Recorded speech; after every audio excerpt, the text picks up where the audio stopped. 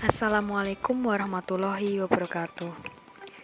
Kami dari kelompok 4, kelas 10 MIPA 7 yang beranggotakan Anas Ridwanul Dahlan absen 4, Fauzia Halabibatul Roma absen 15, Jingga Kalista Putri Astuti absen 21, dan Novi Arafat Ardiansa absen 26 akan menjelaskan tentang Kerajaan Demak dan Kerajaan Mataram. Kerajaan Demak. Lokasi Keraton Demak yang pada masa itu berada di tepi laut, berada di Kampung Bintara, dibaca Bintoro dalam bahasa Jawa, saat ini telah menjadi bagian kota Demak di Jawa Tengah. Sebutan kerajaan pada periode ketika beribu kota di sana dikenal sebagai Demak Bintara. Proses masuknya agama Islam di Kerajaan Demak. Kerajaan Demak dianggap sebagai pusat penyebaran agama Islam di Pulau Jawa. Ajaran Islam berkembang dengan pesat karena didukung oleh peranan Wali Songo. Penyebaran agama Islam di Pulau Jawa dilakukan melalui beberapa cara, diantaranya melalui perdagangan, dakwah, pernikahan, dan kesenian. Dalam menyebarkan agama Islam, para Wali Songo melakukannya dengan cara damai, dengan membaur atau mengubah cara mereka menyembah sedikit demi sedikit dan menggantinya dengan doa yang islami seperti pada acara kenduri, mitoni, dan lain-lain. Bukti masuknya Islam di tanah Jawa terdapat pada makam Fatimah binti Maimun bin Hibatullah yang wafat pada 475 Hijriah atau 1082 Masehi di Desa Leran, Kecamatan Manyar, Gresik. Sistem pemerintahan. Sistem pemerintahan Kerajaan Demak yaitu sistem teokrasi. Maksudnya, pemerintahan yang dijalankan berlandaskan dengan dasar-dasar dan kaidah agama Islam. Masa pemerintahan Raden Patah 1500 sampai 1518. Raden Patah memperoleh gelar sebagai Sultan Alam Akbar Al-Fatah. Di bawah pimpinannya, Kerajaan Demak menjadi pusat penyebaran agama Islam dan menjadi kerajaan yang besar. Selama 18 tahun sejak 1500 hingga 1518 menjabat sebagai raja, Raden Patah membangun Masjid Agung Demak serta alun-alun di tengah kota Demak. Setelah jatuhnya Malaka ke Portugis, kedudukan kerajaan ini di dalam pusat penyebaran agama Islam semakin jaya. Namun karena hal itu juga Kerajaan Demak terancam, sehingga Raden Patah mengutus Patiunus untuk merebut Malaka dari tangan Portugis. Namun hal itu tidak cukup membantu karena kelengkapan senjata menjadi masalah utama kegagalan misi Patiunus. Masa pemerintahan Patiunus 1518 sampai 1521. Patiunus merupakan raja yang paling sebentar masa jabatannya, yaitu sejak tahun 1518 hingga 1521. Meskipun dengan jabatan yang singkat, Patiunus mampu memberikan gertakan kepada Portugis. Patiunus mendapatkan gelar sebagai Pangeran Seberang Lor karena mempunyai keberanian untuk melawan Portugis demi merebut Malaka. Meskipun misi itu gagal, Patiunus pernah mengirim katir yang menyebabkan Portugis kekurangan makanan. Masa pemerintahan Sultan Trenggana 1521 sampai 1546. Di saat kepemimpinannya, Kerajaan Demak mengalami kejayaan. Karakternya yang bijaksana dan gagah berani mampu membuat rakyat patuh padanya. Pada tahun 1521, beliau mengirim pasukan menuju Sunda Kelapa guna mengalahkan Portugis di bawah pimpinan Fathahillah. Dan kemudian di tahun 1527, Sunda Kelapa direbut oleh Kerajaan Demak dan berganti nama menjadi Jayakarta yang berarti kemenangan yang sempurna. Sultan Trenggana mempunyai cita-cita menyatukan Pulau Jawa di bawah Kerajaan Demak. Untuk meraih cita-cita tersebut, beliau melakukan penyerangan daerah Pasuruan, yaitu Kerajaan Hindu Supit Urang, namun gagal karena Sultan Trenggana meninggal dunia, menyerang Jawa Barat dan juga mengadakan perkawinan politik. Kehidupan sosial budaya. Kehidupan masyarakat Kerajaan Demak telah berjalan teratur. Pemerintahan menggunakan hukum Islam. Meski begitu, norma-norma atau tradisi-tradisi lama tidak ditinggalkan. Hasil kebudayaan Kerajaan Demak merupakan kebudayaan yang berkaitan dengan Islam. Hasil kebudayaan Kerajaan Islam Demak yang terkenal dan sampai sekarang masih tetap berdiri adalah Masjid Agung Demak. Masjid Agung Demak adalah lambang kebesaran Demak sebagai kerajaan Islam. Bangunan Masjid Agung Demak kaya dengan ukiran-ukiran bercirikan Islam.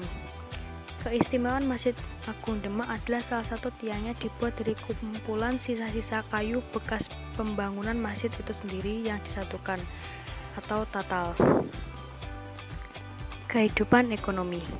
Perekonomian Demak berkembang ke arah perdagangan maritim dan agraris.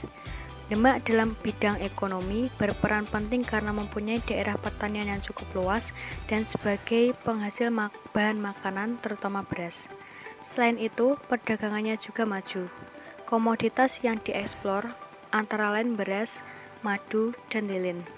Barang tersebut dieksplor ke Malaka melalui pelabuhan Jepara. Dengan demikian, kehidupan ekonomi masyarakat berkembang lebih baik. Sebagai negara maritim, Demak menjalankan fungsinya sebagai penghubung atau transito antara daerah penghasil rempah-rempah di bagian timur dengan Malaka, dan dari Malaka kemudian dibawa para pedagang menuju kawasan barat. Perkembangannya perekonomian Demak di samping faktor dunia kemaritiman, juga faktor perdagangan hasil-hasil pertanian. Akhir Kerajaan Demak. Pada tahun 1554 terjadilah pemberontakan yang dilakukan oleh Adipati Pajang Joko Tingkir Hadiwijoyo untuk merebut kekuasaan dari Arya Panangsang. Dalam peristiwa ini, Arya Panangsang dibunuh oleh Sutawijaya, anak angkat Joko Tingkir. Dengan terbunuhnya Arya Panangsang sebagai Raja Demak kelima, maka berakhirlah era Kerajaan Demak. Joko Tingkir memindahkan pusat pemerintahan ke Pajang dan mendirikan Kerajaan Pajang. Peninggalan Kerajaan Demak. 1. Pintu Bedek. 2. Masjid Agung Demak. 3. Soko Guru atau Soko Tatal. 4. Beduk dan Kentongan. 5. Situs Kolam Wudu. 6. Makam Sunan Kalijogo. 7. Maksurah. 8. Dampar Kencana. 9. Piring Campang. 10. Serambi Majapahit. 11. Mihrab. 12. Dampar Kencono. 13. Pawestren. 14. Surya Majapahit. Kerajaan Mataram. Kerajaan Mataram Islam berpusat di kawasan Kota Gede, Yogyakarta saat ini. Wilayah kekuasaan Kerajaan Mataram sebelum tahun 1613 mencakup wilayah Kerajaan Pajang atau Jawa Tengah. Kemudian di bawah pemerintahan Sultan Agung Hanyokrokusumo 1613 sampai 1645, wilayah kekuasaan Mataram diperluas hingga mencakup kawasan Jawa Barat, sebagian Jawa Timur seperti Surabaya, Lasem, Pasuruan, Tuban, dan Madura. Proses masuknya agama Islam di Kerajaan Mataram. Kerajaan Mataram Islam pada masa Panembahan Senapati menjadikan agama Islam sebagai agama resmi kerajaan. Salah satu kebijakan Panembahan Senapati terhadap agama Islam di Kerajaan Mataram Islam adalah mengangkat wali-wali Kadilangu sebagai penasihat dan pembimbing kerajaan. Pengaruh para tokoh penyebar Islam yang lebih dikenal waktu itu adalah Wali Songo, khususnya dalam bidang politik sangat terlihat. Misalnya di Kerajaan Demak, Raden Patah dinobatkan menjadi raja oleh para wali. Para wali yang dianggap sebagai penyebar agama yang dihormati dan dijadikan acuan kebanyakan orang Jawa. Metode yang digunakan oleh para wali dalam menyebarkan agama adalah dengan membuka daerah permukiman baru dengan jalan babat alas, sehingga muncul wali yang berasal dari nama suatu tempat, misalnya Sunan Bayat yang membuka daerah Bayat dan Sunan Panggung yang membangun daerah Tegal. Selanjutnya, para wali tersebut mendirikan masjid sebagai tempat ibadah maupun sebagai tempat mengajarkan agama. Pada masa awal perkembangan Islam, sistem seperti ini disebut Gurukula. Sistem pemerintahan. Sistem pemerintahan yang dianut Kerajaan Mataram Islam adalah sistem Dewa Raja. Artinya, pusat kekuasaan tertinggi dan mutlak ada pada diri sultan. Seorang sultan atau raja yang sering digambarkan memiliki sifat keramat, yang kebijaksanaannya terpancar dari kejernihan air muka dan kewibawaannya yang tiada tara. Masa pemerintahan Ki Ageng Pemanahan 1556. Ki Ageng Pemanahan merupakan raja sekaligus pendiri dari Kerajaan Mataram Islam dari Desa Mataram pada tahun 1556. Desa Mataram itulah yang menjadi wilayah Kerajaan Mataram pertama yang dipimpin oleh anaknya bernama Sutawijaya. Tanah dari desa ini awalnya berupa hutan lebat yang kemudian dipangkas oleh penduduk sekitar dan kemudian diberi nama Alas Mentaok. Lalu kemudian Ki Ageng Pemanahan menjadikan tanah tersebut sebagai sebuah desa yang disebut Mataram. Ki Ageng Pemanahan wafat di tahun 1584 serta dimakamkan di Kota Gede atau sekarang disebut dengan Yogyakarta. Masa pemerintahan Panembahan Senapati 1564 sampai 1601. Setelah wafatnya Ki Ageng Pemanahan di tahun 1584, kekuasaan kerajaan jatuh pada putranya yang bernama Sutawijaya. Sutawijaya merupakan menantu sekaligus anak angkat dari Sultan Hadiwijaya. Pada awalnya, Sutawijaya merupakan senapati dari kerajaan Pajang. Oleh sebab itu, ia memiliki gelar Penambahan Senapati, sebab masih dianggap sebagai senapati utama dari Pajang di bawah Sultan Pajang. Kerajaan Mataram Islam mulai bangkit kembali di bawah pemerintahan Panembahan Senapati. Di masa kepemimpinannya, bahkan mampu memperluas wilayah kekuasaan kerajaan dari Pajang, Demak, Tuban, Madiun, Pasuruan, dan sebagian besar wilayah di Surabaya. Namun pada tahun 1523, Panembahan Senapati wafat lalu posisinya digantikan oleh putranya yang bernama Mas Jolang. Masa pemerintahan Raden Mas Jolang 1601 sampai 1613. Panembahan Anyak Rawati atau yang lebih dikenal sebagai Raden Mas Jolang merupakan putra dari Panembahan Senapati bersama putri Ki Ageng Panjawi yang penguasa Pati. Raden Mas Jolang adalah pewaris kedua dari Kerajaan Mataram Islam. Ia memimpin kerajaan dari tahun 1606 hingga 1613 atau selama 12 tahun. Pada masa pemerintahan Raden Mas Jolang, banyak terjadi peperangan yang tak dapat dielakkan. Peperangan disebabkan adanya penaklukan wilayah dan juga mempertahankan wilayah kerajaan. Raden Mas Jolang wafat di tahun 1613 di desa Kerapyak lalu kemudian dimakamkan di bawah makam ayahnya di daerah Makam Pasar Gede.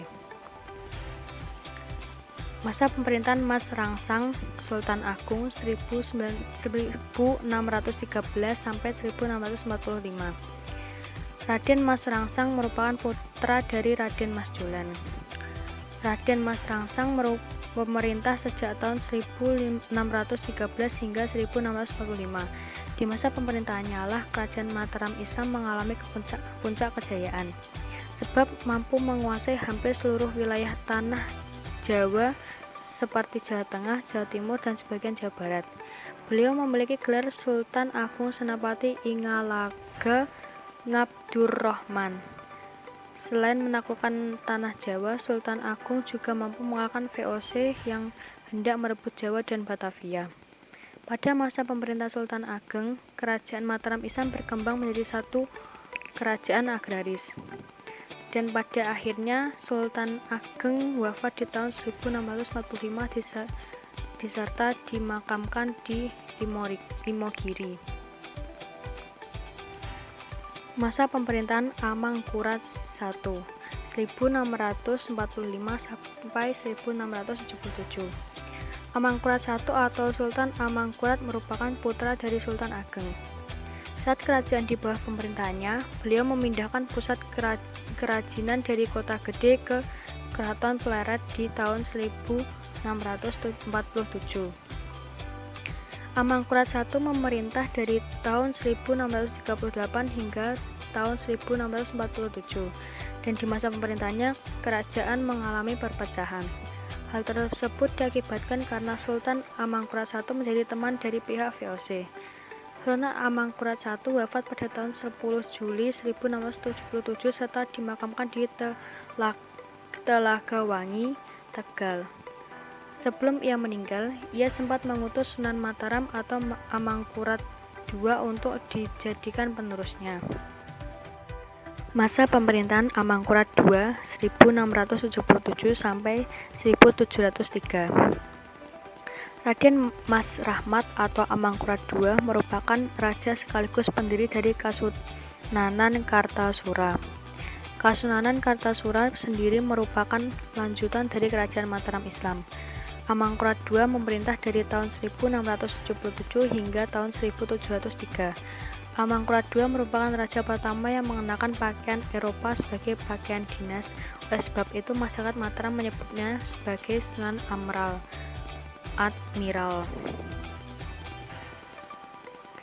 Kehidupan sosial budaya. Kehidupan sosial. Pada masa Kerajaan Mataram Islam, kehidupan masyarakatnya sudah tertata dengan baik dan didasarkan hukum Islam tanpa meninggalkan norma-norma lama. Dalam sistem pemerintahannya, raja adalah pemegang kekuasaan yang tertinggi, lalu diikuti dengan jumlah pejabat petinggi kerajaan lainnya. Di dalam bidang keagamaan terdapat penghulu, khotib, naid, serta surantana yang memiliki tugas dalam memimpin kegiatan upacara-upacara keagamaan. Di dalam bidang pengadilan terdapat jabatan jaksa yang memiliki tugas dalam menjalankan segala bentuk pengadilan di dalam kerajaan atau istana. Untuk menciptakan ketertiban di seluruh area kerajaan, diciptakanlah sebuah peraturan yang disebut dengan anger-anger yang harus dipatuhi oleh seluruh penduduk wilayah kerajaan. Kehidupan kebudayaan. Kerajaan Mataram Islam lebih kepada corak agraris yang memiliki ciri feodal. Raja merupakan pemiliki seluruh tanah yang ada di wilayah kerajaan beserta segala isi yang ada di dalamnya. Sedangkan Sultan mempunyai peran dalam penata agama atau pengatur dalam kehidupan beragama Islam bagi masyarakatnya. Kehidupan budaya di dalam Kerajaan Mataram Islam berkembang pesat dalam bidang seni yang berupa seni sastra ataupun seni ukir, lukis, dan bangunan. Masa pemerintahan Sultan Agung, sistem penanggalan telah berubah dari perhitungan Jawa Hindu atau Saka menjadi penanggalan Islam atau Hijriah. Dalam perhitungan tahun Islam tersebut didasarkan adanya peredaran bulan serta telah dimulai sejak tahun 1633. Sultan Agung juga sudah menyusun sebuah karya sastra yang sangat terkenal dan disebut sebagai Kitab Sastra Gending, serta menyusun adanya kitab undang-undang baru yang digunakan sebagai panduan yang berasal dari hukum Islam dengan hukum adat Jawa yang lebih dikenal dengan sebagai hukum Surya Alam. Kehidupan ekonomi. Kerajaan Mataram Islam berada di pedalaman tanah Jawa sehingga kondisi perekonomian waktu itu banyak mengandalkan sektor pertanian sebagai sumber utamanya. Basis utama pertanian tersebut berada di Jawa bagian tengah dengan komoditas utamanya yang berupa beras. Kerajaan Mataram mampu menjadi pengekspor beras terbesar yang ada di Nusantara. Kerajaan Mataram Islam juga sukses dalam sektor perdagangan dengan komoditas utama berupa palawija dan juga beras. Ciri kehidupan Kerajaan Mataram Islam yaitu menganut sistem feodal yang berdasar atas sistem agraris.